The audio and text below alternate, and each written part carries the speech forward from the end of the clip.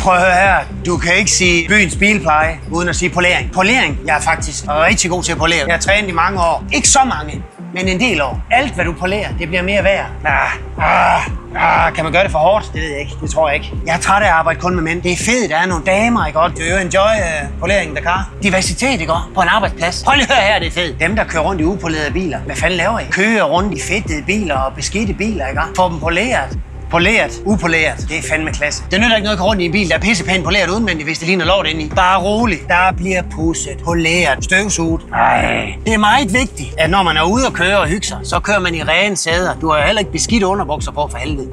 Jeg ved faktisk slet ikke, om man må spise chips i den her bil nu. Eller pomfritter. Jo, det må man gerne.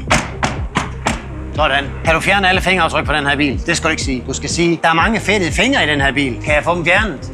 Hvis ikke du har fået poleret din vogn, så er du sat med dig noget af en klovn. Inden forbi byens bilpleje, ikke? Det er pishammer fedt.